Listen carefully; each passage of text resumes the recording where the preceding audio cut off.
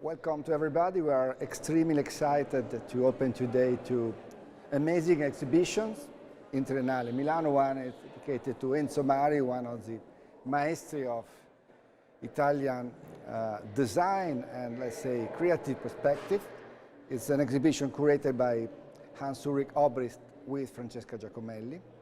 And a second exhibition is dedicated to the struggle of the Yanomami population in the Amazonian forest. It's an exhibition promoted by Fondation Cartier, and I'm very, let's say, glad to talk about this partnership with Fondation Cartier. I think that it's such a good sign that in a very delicate moment of contemporary international culture, two institutions like Triennale and Fondation Cartier that are different in a term of juridical constitution and also with a different nationality, have decided to invest in a common value, in a common perspective, in a common program.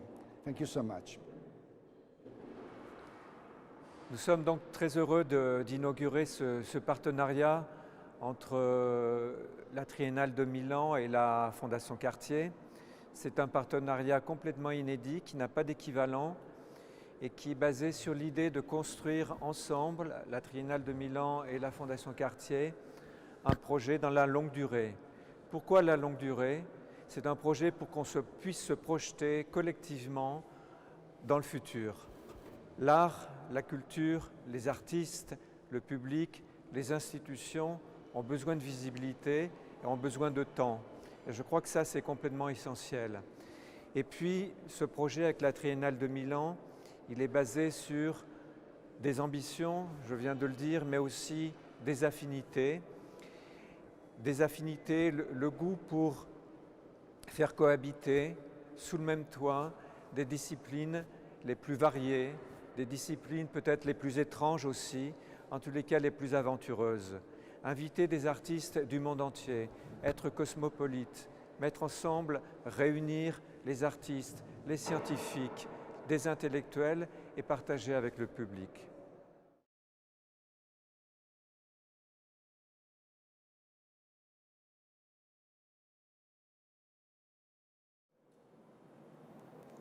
Good evening. I'm Lorenza Baroncelli, the Artistic Director of La Triennale di Milano.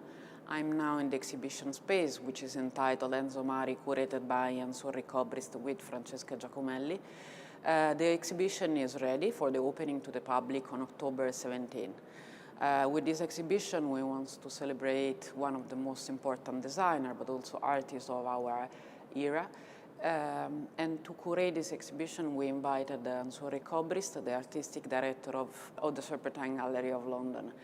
The exhibition emerged from the constant dialogue in between Enzo Mari and Hans Ulrich Obrist, looking at more than 60 years of design, art, critics, teaching, drawings.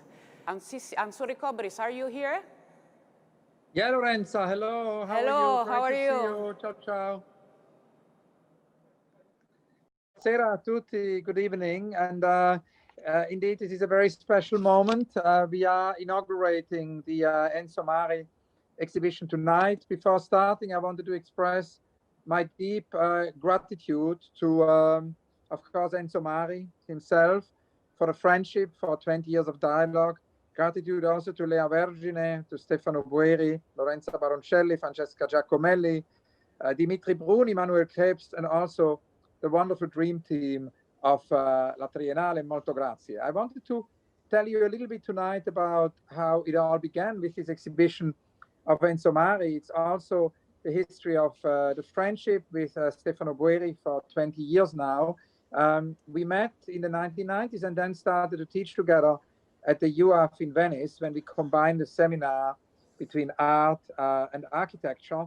And it was more or less the same time when actually Stefano took over as the chief editor Domus magazine and asked me to actually work on the arts pages. So it was Joseph, Grima, of course, and I and Stefano and the team of Domus who started to think about how we could build bridges, between disciplines and break down silos. And so we organized lots of meetings. There were many meetings in Via Donizetti And as part of these meetings, historic encounters happened with younger generations of artists and designers and the great legends of Milano, from Andrea Branzi to Achille Castiglioni, to Cini Boeri, to Vico Magistretti, Alessandro Mendini, Ettore Sozzas, Nanda Vigo, and of course, Enzo Mari. And during these many conversations, we discussed, of course, the nexus between design and politics in Milan during the 50s and the 60s, the importance of risk-taking manufacturers for this incredible,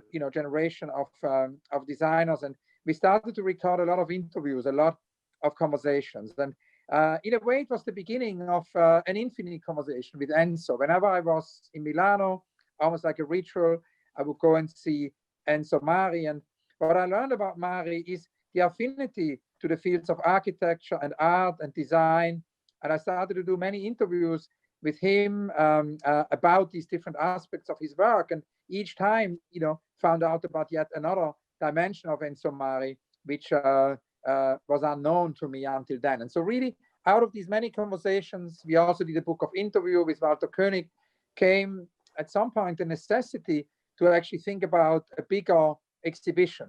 And it was really at the very moment when Stefano was appointed president of La Triennale, and Stefano and Lorenza and Joseph contacted me thinking about such a show that we started to plan it. And we wanted to do an exhibition which really shows all the facets of Enzo Mari, because of course there is a connection to politics, there is a connection also to arts and crafts movement, a connection to industrial design. Enzo as a furniture designer, as an exhibition maker, he has invented many display features over the year. Exhibition making has been a kind of a laboratorio for him, but also, of course, Enzo as an artist. He initially worked as a visual artist, was also actually part of the Arte Programmate group, and for a couple of years exhibited in visual arts exhibitions, so we wanted to address that.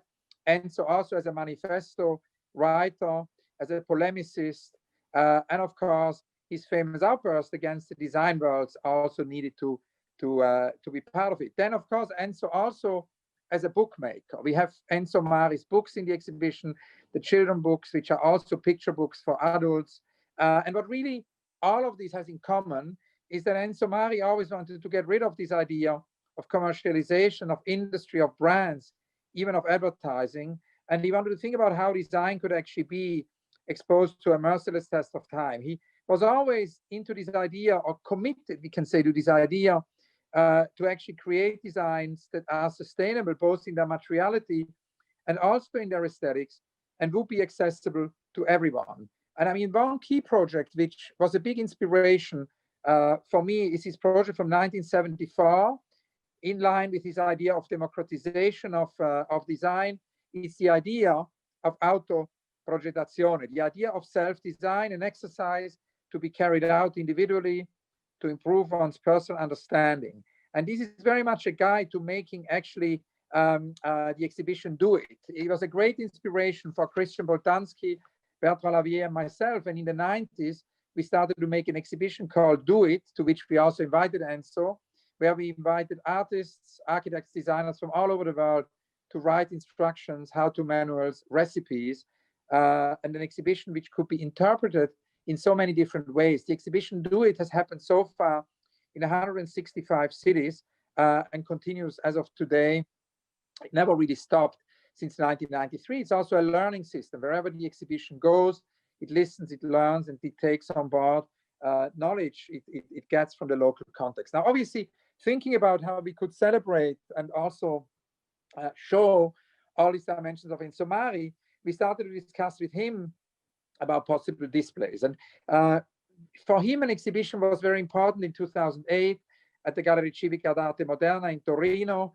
And so together with the co-curator Francesca Giacomelli, to whom I'm very grateful, we started to think with Enzo and Stefano, Lorenza, and the teams, how we could actually take that as a point of departure and show in the display Mari had developed for this exhibition. He had entirely designed himself the many, many objects of design. And then we decided to actually structure the exhibition in different chapters. So in the center of it would, of course, be the historical section. There would be Enzo Mari's work in all these different fields. Then, of course, there are the research platforms The very, very deep research of Francesca Giacomelli is part of these platforms. And then a series of contributions from international artists and designers. And these contributions can take different forms. They're somehow omaggio, they're homages to Enzo, and they can take the form of a postcard or of a letter. So it's very personal. For example, Dominique Gonzalez-Förster wrote a letter where she also talks about Yela Mari, the collaboration with Enzo and Yela and Gioco delle Favole, about the books. And then, of course, we have the postcard from Tarsita Dean, who regrets to never have met Enzo. So this is a very personal letter. We have research and archives. So Mimo Jodice took photographs of the studio of Enzo Mari. These are basically photographs. It gives us an insight into the place, the laboratorio in which Mari worked. And then, of course, we have the autoprogettazione. And actually, 3 artists address very directly the autoprogettazione, which continues to inspire generations of artists. That's Rirkrit Tiravanija, and that's, of course, also Dozie Kanu, and also Adrian Paci, with whom we're going to talk in a minute. We also invited Barbara Stauffacher-Salomon, who invented actually these super graphics, and she did a graphic homage to Enzo. We have the homage to Nanda Vigo, and I would like to remember here Nanda Vigo, who very sadly passed away this spring. And this is an homage from Nanda to Enzo's zoo for both children and adults. And I just wanted to say that also, of course, Dan Vo connects in his work to the autoprogettazione. So we can really see that the autoprogettazione is a very important part of how Mari inspires the world of visual arts. We'll also have workshops with Adelita Husni Bey. So the idea at the exhibition is actually a laboratorio. So Adelita will create a workshop that will guide participants. And we are now very, very happy on the occasion of the opening to have Rirkrit and Adrian with us. Good evening, Adrian. How are you? Good evening. Good. Thank you. Thank you very much for your wonderful participation in this exhibition, for your tribute to Enzo Mari. Your tribute takes actually from your recollection of your meeting with Mari 3 years ago, when you were struck by both Mari's energy and also Mari's silence. And it's of course interesting because I once went to visit Gadamer, the philosopher in Germany. He was almost 100 years old. So he was like Enzo Mari, very old, and actually at some point talked about silence. And during the conversation we had, he fell asleep. And then, luckily the telephone rang, he woke up. And I said to the philosopher Gadamer, can we continue the interview? And he picked up the phone. He said, I'm in an interview. And he looked at me and at the camera, and he said, you will have greatest difficulties to transcribe silence. And this difficulty to transcribe silence somehow leads to your piece. Can you tell us a little bit about your tribute to Enzo Mari? Yeah, it's a very small video piece. I got this invitation actually from you and from Lorenza to make a little intervention in the frame of the exhibition of Enzo Mari, and I was very happy. I met Enzo and Lea like a few years ago, and then I had lunch with them, and then I met them also later. And in the second visit I was with them, he didn't speak that much. So I had this memory of his presence in the room, like listening a bit, but not talking that much. So I started then watching all the interviews you had done to him. And with this idea of maybe getting to know more about his thoughts and listening his voice. And I also saw a very nice conversation that maybe one of the last conversations he had with Stefano in the Triennale. And I was quite touched also by this presence, that somehow you could see also year after year. I mean, he kept this energy of this old man, like and quite wise and saying very thoughtful things, but at the same time getting weaker and weaker.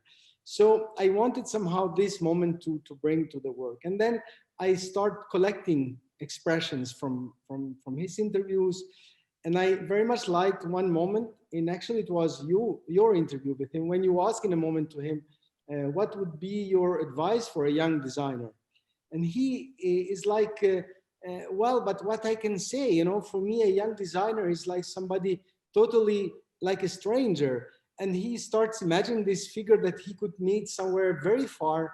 And then he could say to him, well, try to think of a God. What God would you like? And this idea, I mean, that he was imagining this encounter with a young designer and suggesting him to think of a God was for me like a kind of essential part of his thought, because in all what I have heard in all the interviews and all his talks also is always this idea of Enzo Mari to try to connect with something which is a kind of absolute idea, you know. So in this sense, he's like an old master that still believes that there is a truth somewhere to get in contact with. So yeah, I mean, in my little intervention, my little homage to Enzo Mari, I just took this expression, and then there is a moment of silence from the conversation he had with Stefano, and then is this last word that he says, well, I don't know, non lo so. So this is what I did. So thank you so much. We are really very grateful. I also wanted to ask you, Ariane, what kind of Enzo, because I talked about these many dimensions. There are so many ways we can connect today to Enzo Mari, which is also why we are so excited to have this exhibition, because for many people, they will find their own way, you know, of connecting to Enzo. What is your connection to Enzo? What does Enzo Mari represent for you? And what is the aspect in his work you are most fascinated by? Yeah, well, as I said, you know, I was fascinated by this belief. I mean, often also in the interviews that I saw with Enzo, you know, he gets angry, you know, he gets angry because something is going wrong around him, you know, and then this kind of feeling bad is because somehow he still believes that there is, you know, there is a truth somewhere that we are losing it, you know. So this trying to connect with something important. So art is important, design is important, but it's important because it has to connect with some essential ideas, you know. So there is a kind of all this research for an absolute that is part of his work, and that at the same time is this feeling of playfulness, you know. Sometimes also in the drawings. I was visiting the exhibition a few days ago, and I was going with Lorenzo around and seeing also these illustrations, these books, these drawings for the books for kids. There is always this kind of innocent idea, you know, that follows his work, which I find very, very special.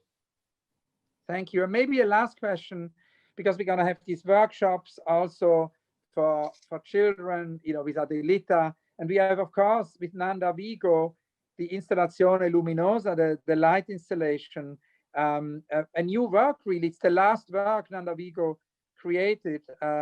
Before her death, she uses light to reinterpret actually two of Mari's most famous works, the 16 Animali, the 16 animals, and the 16 pesci, the 16 fish.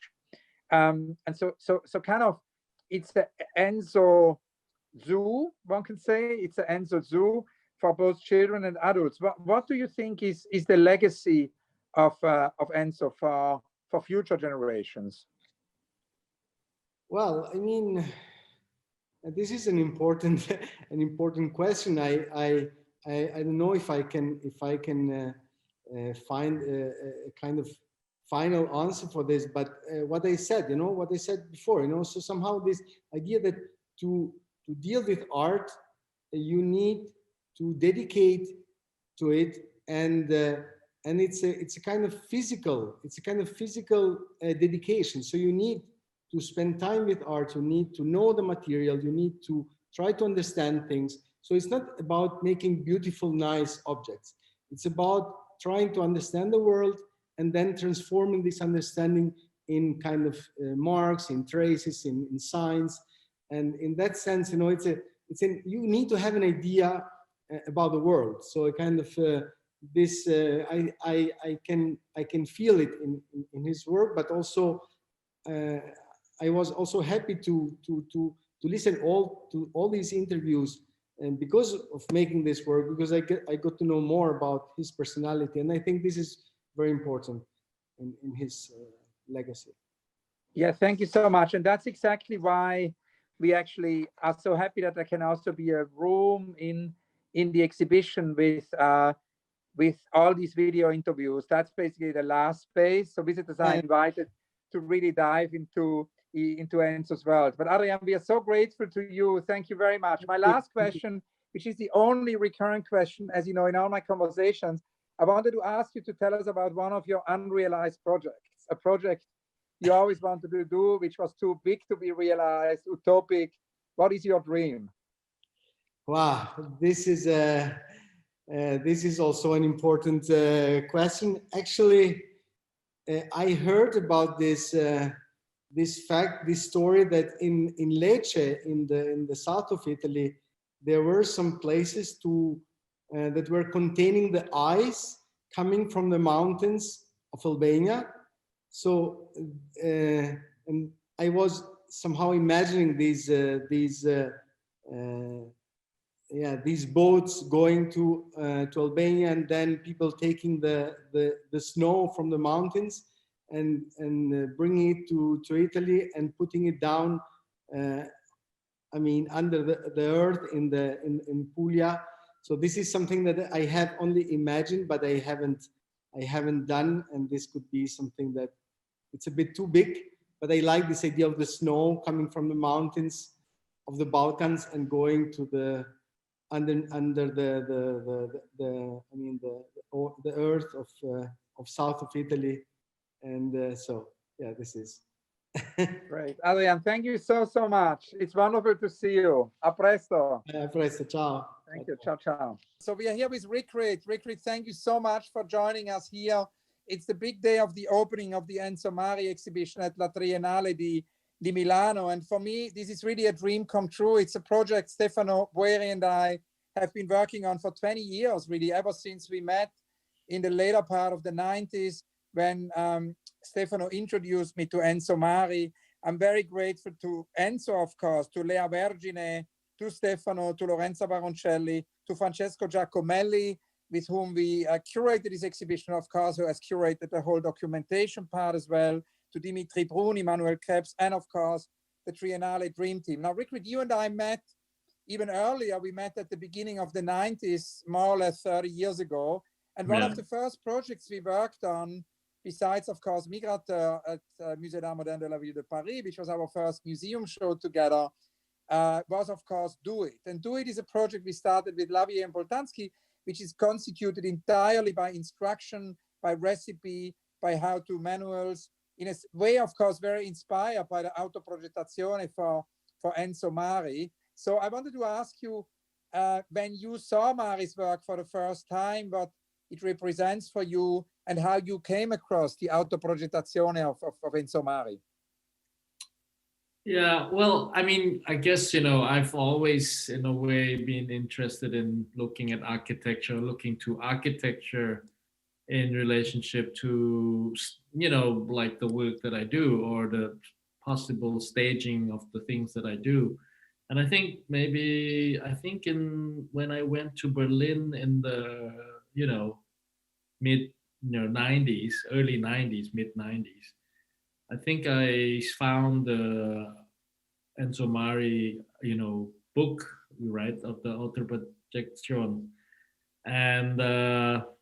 and there, of course, I was interested in, I mean, in terms of how actually the book itself is a kind of instructional blueprint, you know, and I of course I like this idea of in a way maybe the dissemination of the ideas of which is how to like make furniture from really maybe disparate things, you know, so basically from garbage or from leftovers, and so yeah, I was very interested in how that worked, and I, you know, and it's a beautiful book as a little instructional, you know. Yeah, it's as always with Mari, it's also an artist book, and that's also a very important chapter in the exhibition. It's of course his books. He designed books for himself, his own catalogs often, but he also would be involved in design of books of others, designed a book of Tony Negri, for example. And then of course he designed also a mobile structure, like a mobile library where the library could go to the people. So books have always played a very important role. So Rirkrit, we have in the exhibition several artists and designers who address the autoprogettazione in a way as a toolbox, no? Because the autoprogettazione remains a toolbox for many people. It's part of Mari's vision of the democratization of art. So we have Dozie Kanu's interpretation of the autoprogettazione, we have Dan Wo's interpretation of the autoprogettazione, and we have yours. Can you tell us a little bit about the autoprogettazione as a toolbox and what you actually did for the exhibition in the Triennale with this manual? Well, I mean, it's interesting, of course, because in a way it is, in its own self, it's about a certain kind of sustainability and a certain kind of, in a way, a certain kind of simplicity and modesty, but in a very well-designed way, structurally, the design of the tables and all the objects, the furniture, are really, they're really beautifully designed as an engineering piece of object, even though they're made, of course, by, let's say, found, scrappy pieces of wood. But then at one point, I decided to basically take the furniture itself and then to like reinterpret it into a kind of a more, how would you say, a different kind of material, to make it into a much more permanent material. And what I have in the exhibition are actually furnitures made from the design from the book, which had been used for different, on different occasions. Generally, it was used as a library for the gallery in Berlin, and of course, so therefore we had a kind of a set of chairs and a table, and then a shelving structure. And for this particular exhibition, then I decided that, and I've done this in the past, which is to kind of like make a compilation of, let's say, the project itself, but then to turn it into a kind of puzzle by which I hope, the audience would then be able to, use and play with, again, to like take it and extend it further. So it's a situation where visitors can actually use the structure, use your piece. And can you tell us about the puzzle? Well, the puzzles are basically from the blueprints of the book, and I think for me, again, even within the instruction itself of how, the furniture should be put together, it is a kind of, putting back together pieces and putting back together the puzzle. My interest in it is really just to get people closer to it, to look at it carefully and slowly, and at the same time to have a game and to play and to inhabit the furniture itself, So as would say Kurt Cobain, the sun is gone, but we have a puzzle. Now, obviously in the exhibition, we have also Adelita Huzibe's, workshop. Adelita creates a workshop actually for children aged 7 to 12. And at the same time, we also have the connection to the world of children, basically, through the 16 animals and the 16 fish. The last piece of Nanda Vigo, whom I would like to remember here tonight, who sadly passed away. And this is her last piece, Enzo's Zoo.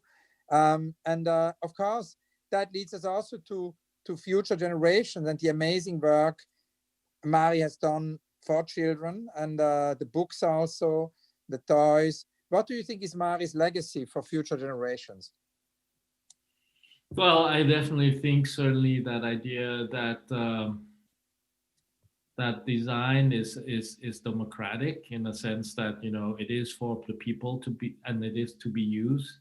And then of course, the idea that it can be used at all ages and all levels, and it's not only used as a kind of usefulness, but also as a learning object. It's also about learning about your environment, learning about how you can live in a way more, in a more balanced way with your existence. So I think that's quite important, and I think it's important particularly now and moving forward. Well, thank you so much, Rirkrit. A last question. It's the only recurrent question, as you know, in all the conversations. It's a question I've asked Enzo also a lot. It's a question about the unrealized projects. We know a lot about architects' unrealized projects because they publish them, but because we know very little about artists and designers' unrealized projects, projects which have been too big to be realized, too small to be realized, maybe also utopic projects, censored projects. I mean, it's interesting. I just found today, again, this little booklet here, actually 52 interventions. Here it is, 52 interventions on a proposal of behavior by Enzo Mari. It's curated by Lea Vergine, and it's actually 5 questions which are related to Mari, and it sort of begins, the first of these 5 questions is really, it's sort of challenges is to announce or to actually speak out about one's own vision of an utopizing, he calls it utopizzante, a sort of an utopic development of society. Then, secondly, define a strategy which we think is useful for this utopization. And then thirdly, in which tactical moment of this strategy one is. And then 4, collocare il lavoro di ricerca, bring together the work of research in such a tactic moment. And then 5, to communicate the work in question. So obviously, Mari brings us, always back to utopia. Can you tell us a little bit about what's your utopia, what's your unrealized project? Well, I think, I think again, always to bring people together, and to be able to, and we're like, I'm sitting here and we're like, 2-3 weeks away from the American election.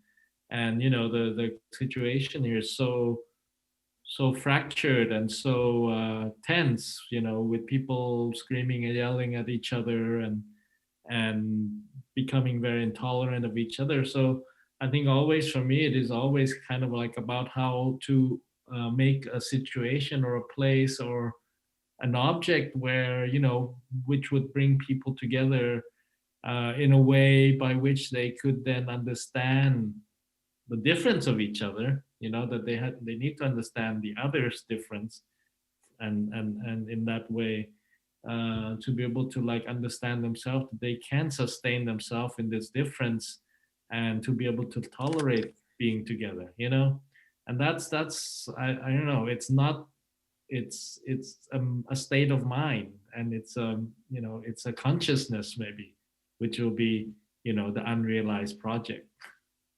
Rirkrit, thank you so much. Thank you for having me, and thanks. I'm very happy. I was saying, very happy to see that the exhibition continues and is going on, and it's opening, and then that people will be able to come out of whatever the situation we're in, and to be able to experience Enzo Mari's world. Thank you, Rirkrit. See you soon. Thank you very much. So Bye-bye. now cut. So Okay. that's the end of the recording. Dunque si toglie questo passaggio, e se possiamo vederlo prima della broadcasting. Sì, lo tagliamo e ve lo facciamo vedere. Ok, può darsi che possiamo vedere tutto l'ensemble del pomeriggio di adesso, no? Devo capire quando sarà pronto il montaggio e te lo faccio avere. Fantastico. Molto grazie. Thank you. Thank you so much. Grazie. And I hope we can speak soon. We need to talk about Utopia Station. It's important. Yeah, let's do a Zoom. Let's do a Zoom with Molly and also with a few people. Yeah, it would be nice to do, and it's so ironic, given what's now happened. In terms of our Utopia Station conversations. I mean, they're actually very relevant in terms of what we discussed 2 years ago, it was like, it could not be more relevant now. Yeah, yeah. And then also the weird way how it was shifted from museum to museum, and somehow it's very weird, right? What happened to that project? Yeah. But I think like with the system that we have now, and since everyone's everywhere, you know, whatever, you know, like isolating themselves, I mean, we should do a Zoom, you know, it's easy enough. Yeah, so let's talk to Molly, and then we have a Zoom, and maybe, and we can do it over the weekend or something like this. Okay. And I had one question, Rirkrit, about the do it. So, you know, when we spoke last time, we had this conversation about the donut economy. You know? And it's, of course, Kate Raworth identifies the 7 critical ways in which mainstream economics has led us astray, from selling us the myth of rational economic man to obsessing over growth at our cost, and offers instead an alternative roadmap for bringing humanity into a sweet spot that meets the needs of all within the means of the planet. Ambitious, radical, and thoughtful, she offers a new cutting-edge economic model fit for the challenges of the 21st century. Now, this idea was to kind of do something with you and these green donuts. Yeah. And I was just wondering if we could somehow maybe bring that into this penguin book, because the instruction you send us is great for the Do It project, for the new Do It project, because it's more related to Corona. But I was wondering if for the penguin book we could have something related to ecology, because all the instructions in that penguin book are somehow environmental.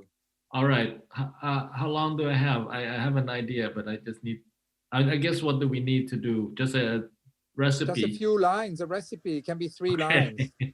When do you think could you do it? Yeah, I'll do it right away. Amazing. That'd be so great. And then we'll get you together with Kate, and we'll get these donuts baked. Excellent. Thank you so much. Okay. Love you. Love. Love you. Bye-bye. Love you. Love you.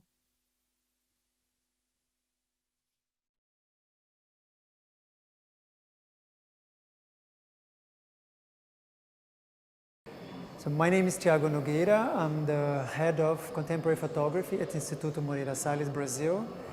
And this is exhibition, Claudia Andujar, La Lota Yanomami, is an exhibition that has opened in Brazil and is now traveling in Europe and starting here at La Triennale Milano this October.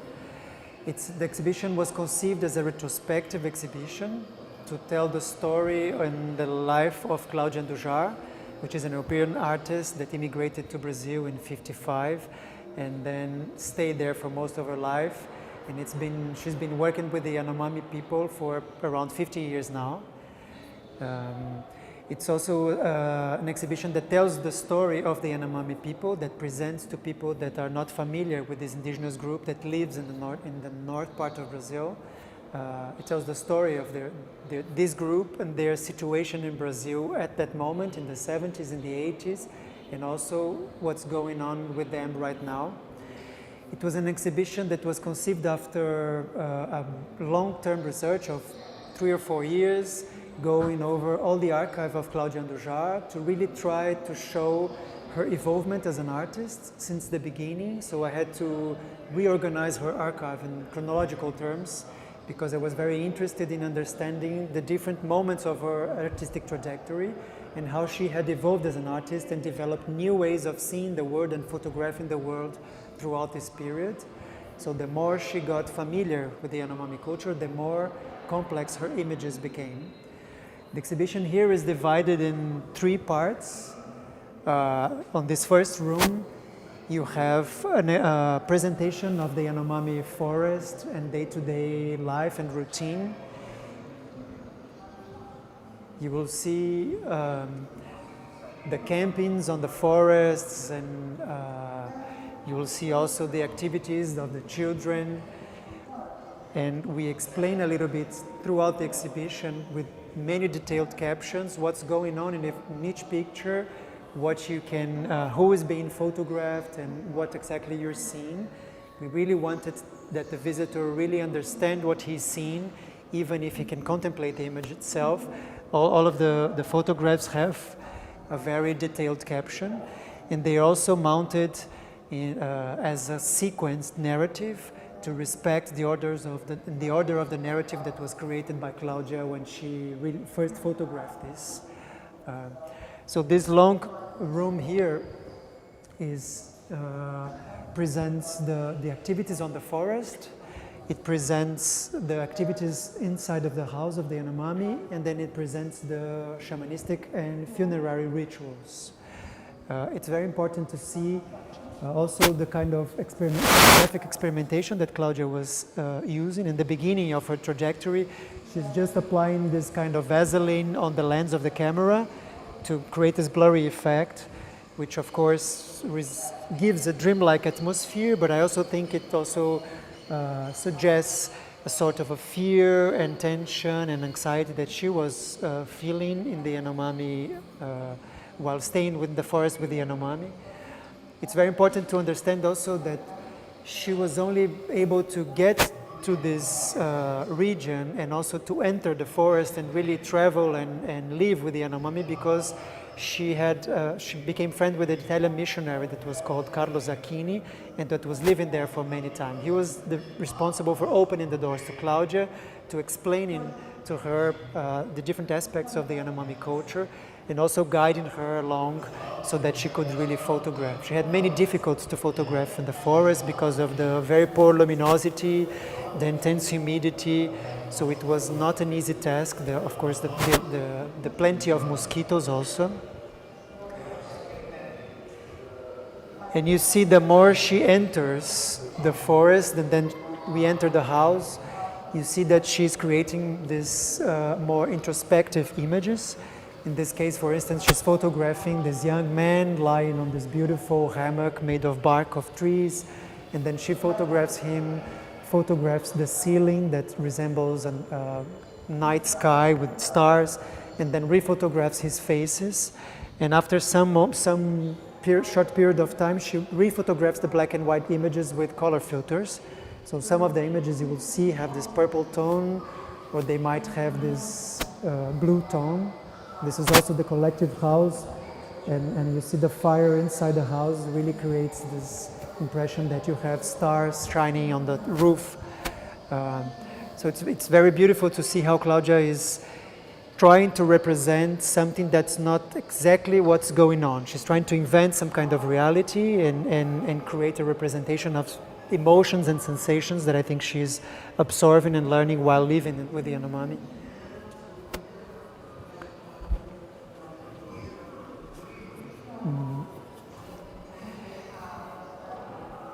So the installation of the show is also made so that the visitor can really have the sense of going into a society and going into an experience in the forest, and really the more you enter the exhibition, the deeper you go into the mind of the Yanomami. This is a very important picture of the show because it's in a way a very banal picture.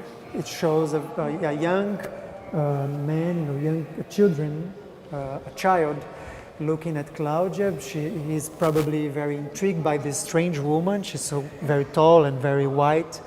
But at the same time, when you read about the Yanomami's explanations on their culture and their relations with their spirituality and the Shapiris, and they describe the Shapiris as a very small human man with his gloomy contours, you really think Claudia is trying to represent to photography something that's not accessible to our vision, something that only the shamans and the Yanomami can really see.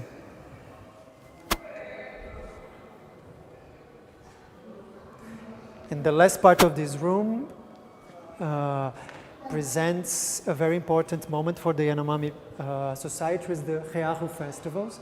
This is the central ceremony of that festival, where you dance and eat and chant to homage a person that has diseased, and also to establish new relations with the other communities of the Yanomami that live nearby.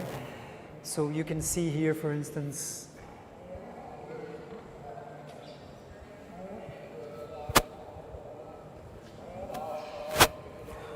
this is a funerary basket. This is an image taken in infrared film of a person that is on the forest and that whose body is being decomposed, and that will then be used on the rituals. Claudia has photographed these rituals. These are very sophisticated rituals with very different moments and different feasts. Actually, it's a big feast with different rituals. And Claudia is trying to photograph each of the rituals with a different photographic technique. So you'll see, for instance, that she's mixing flashlights and slow shutter speed to create these streams of light on the sky that gives you also the impression not only of the music and of the chants of the Yanomami, but I think also of the way they describe the circulation of the spirits on the sky of the Maloka, which is the big house of the Yanomami. So they talk about the spirits circulating with these spider webs that float on the sky with a lot of shining lights. And when you see Claudia representing this kind of pictures, you realize that she's trying to achieve something that you cannot see, but that she's learning through the conversations with the Yanomami. You will see, for instance, this series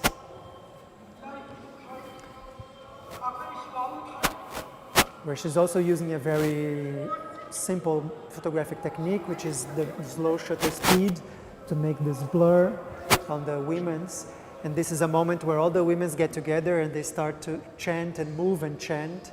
And Claudia is representing this moment in a very interesting way, because you create this certain bond of spirituality among the women, but you also create the movement and the experience of being and watching the ceremonies.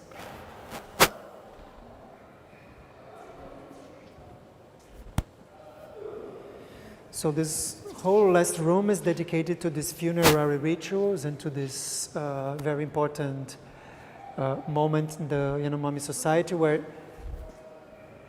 the shamans get in touch with their spirits. This is a very strong image of a shaman that is talking to his spirit. He has a modo yakuana, which is the hallucinogenic pounder of the Yanomami, and he is probably communicating with his spirit, with his soul out of his body. And it's very beautiful that Claudia is using these lights to give us the impression that there is a transcendence on this action. And it's also interesting to see that she's progressively photographing the elements that represent also the Western society. In the beginning, she was trying to avoid including those elements on the pictures. But I think the more she learned about the Yanomami and the more at ease she feels there, she really understands that this is part of the culture and they are incorporating our own elements. So the underwear or also some sunglasses, they start to appear on the images in these moments.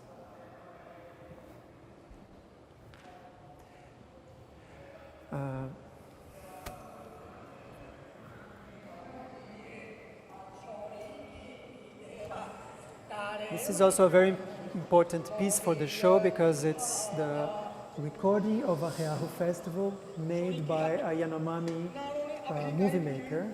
Morzaniel Yanomami is one of the first directors to record the Yanomami festivals, and we included in the exhibition his film because it's also important for us to show the Yanomami have started to represent themselves and create their own narratives and their own depiction of their society.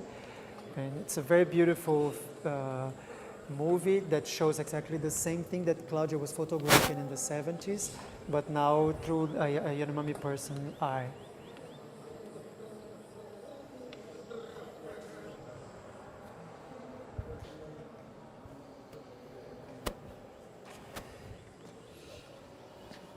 That's an important room for the exhibition because at a certain moment Claudia is on the height of her production with the Yanomami and doing her photography and very experimental in the image that she's creating, but she writes about not being able to represent all the complexities of the society, and she decides that she wanted to ask the Yanomami to represent themselves.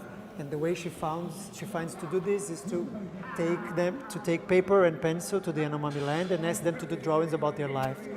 So she drives in this little Volkswagen car from São Paulo to Boa Vista, which is about 4,000 kilometers. and takes a lot of material, and for a couple of years she gives a very intense workshop with the Yanomami to help them to start to draw on paper and using pencils, and they create these very amazing and impressive drawings. Each of the artists is represented on the room with his own production. So you can see, for instance, Poracco talking about the sorcerers, or you see a representation of a woman giving birth, or you see a representation of the two founders of the Yanomami of the world and of the Yanomami society, Omama and Yoasi.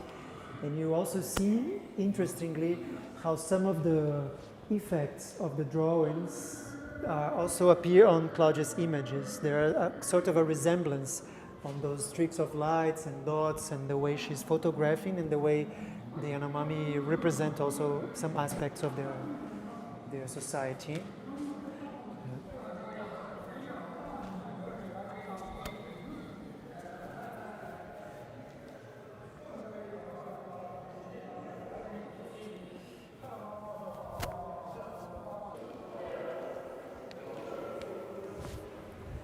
Okay.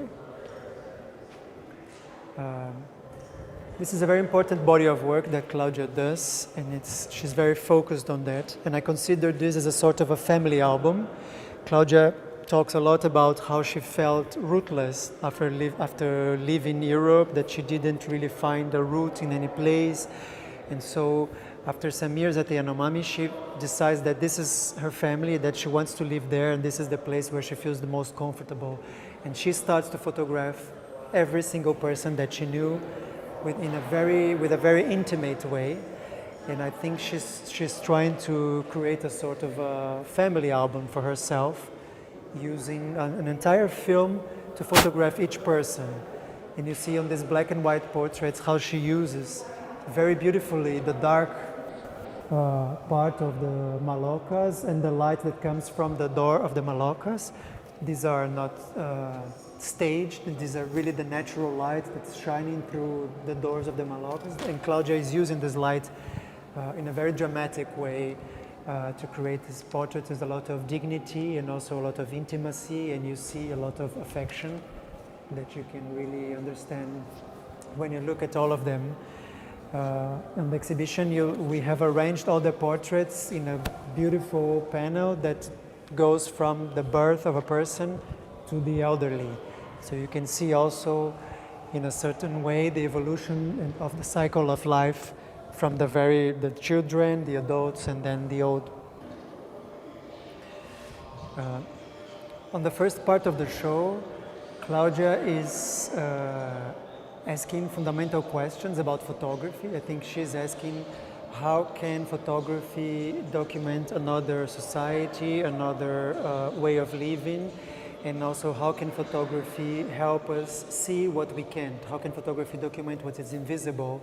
And how can we use art and photography to expand what we know about the world and to really amplify our understanding of the world? And I think there is a very deep political dimension to that. And Claudia starts to denounce this violence when they start to build roads and things on the Yanomami land, and people start to die because of the diseases and because of the social destructuration that starts to happen. And she's expelled from the land. And she spends 1 year in São Paulo trying to go back. And when she really finally manages to go back, she's already working as an activist, because she realizes that her art and her own personal exploration will not save people. And what she needed really to do is to act politically to try to stop the violence. So the second part of the show is dedicated to Claudia as an activist and to the changing of her practice from the more artistic interpretation and elaboration to a direct action to try to raise money and attention to the Yanomami people and cause to really protect them urgently, because many people start to die. And she really, at this moment, she really abandons photography and starts only to use photography as an instrumental tool to protect people. So you will see that the nature of the image on the second part of the show is different. Claudia is photographing this community of Yanomami, creating the identification portraits for vaccination campaign, but she didn't realize that she had already used the film. And she puts it on the camera again and rephotographs the routine of the medical doctors delivering medicines to the Yanomami on the same film, and inadvertently created these very beautiful and very powerful portraits where you really see the personal dimension of the Yanomami, but also the reality of their condition in terms of the health and of the political situation and social situation that they are in. This is the opening of the second part. It creates also this relation with nature. We have photography used basically in two ways.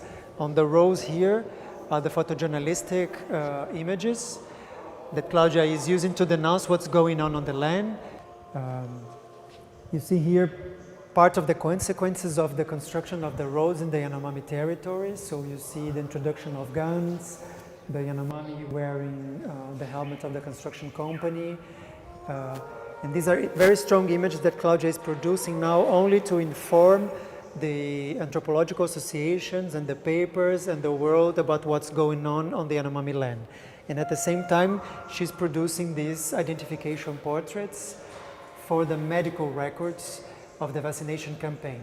Claudia partners with two doctors, and they raise money all over the world, and also Italy is important in this moment as a funding country, to travel the extension of the land to document people and try to vaccinate them as soon as possible before it's too late.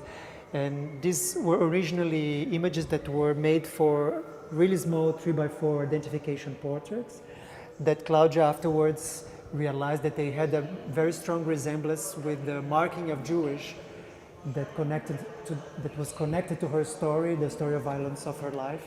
And she re-exhibited those images in a larger scale to talk about this ambiguity of marking people for death or marking people for living. And it's a very important series also because it shows the diversity of the Yanomami people and the extension, the complexity of this group of people. You see, in the first part of the exhibition, she's only working at Catrimani, and then when she comes back after 78, really with another perspective, she can travel to the different communities and understand different ways of living.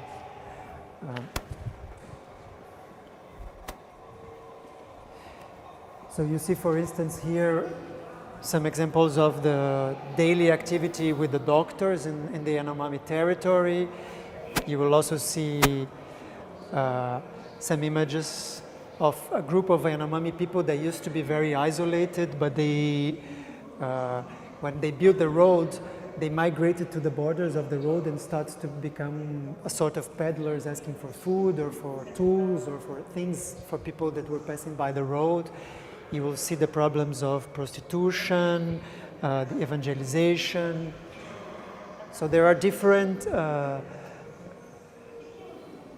this room shows different aspects and problems that Claudia was facing during the 70s and the 80s. In the 70s, we had especially the problems of the public investment in the land connected to development of the roads, and in the 80s is the problem of mining.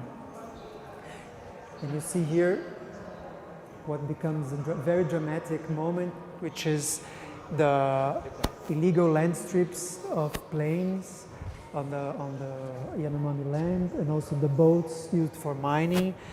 And you see here the use of pornography, the Yanomami smoking cigarettes, the malnutrition of children. So there are many different problems that are creating a very dramatic situation.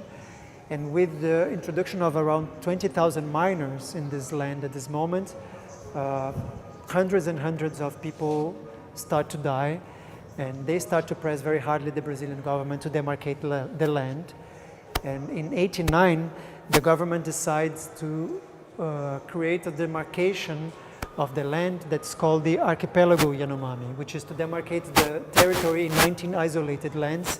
And this will represent the asphyxiation of the Yanomami because they would not be able to move, the hunt would not be able to circulate, and the rivers could be polluted. And so they built a very strong project to protest against that demarcation. Claudia had already stopped to photograph in this moment, and she decides to take her whole archive and re-photograph the images of the archive with a golden tone and present them in an audiovisual projection, which is reenacted in the exhibition. So I think it's important to call attention, now that we are all discussing about climate change and environmental issues, that the environmental problem is not only a nature problem, but it's a humanitarian problem. We can only preserve trees if we preserve the people that live on those trees, that live with those trees. We can only preserve nature if we preserve the people that know how to deal with nature. The Amazonian forest is not an empty space. It's full of people. It's full of people that have been preserving nature for a long time, for many, many years, and that know very well how to preserve it and how to take care of this nature and how to live in a very sustainable way. So for me, it's very important to call attention of this discussion, to tell people we need to take care of the people that take care of nature, and this is the way nature will be preserved. There is no point in just preserving the trees. We really need to preserve the populations that have preserved the trees for so many years. And I hope this exhibition can really help people understand that those people live with this nature, and they are more important or as important as the nature that surrounds them. They can really teach us about that. They have the highest technology and the highest knowledge to teach us how to preserve and how to live in a very sustainable world.